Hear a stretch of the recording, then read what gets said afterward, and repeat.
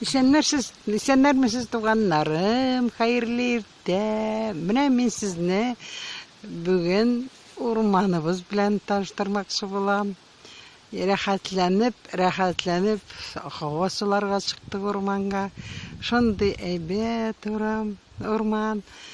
Прям тынычлык, бернинди дә тавыш-туыш юк, кеше дә юк, гөмбә дә юк. Вот, без чыктык природага.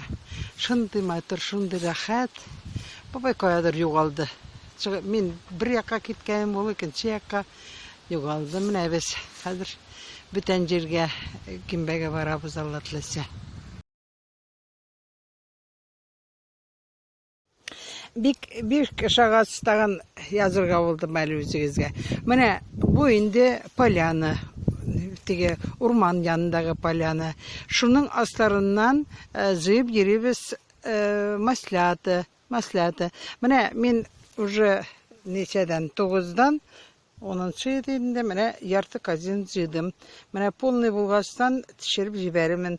А бабайның кечкенәре корзинасы, по-моему, уже тулгандыр. Без ерак арабыздан, белмим, кая йөри торгандыр инде.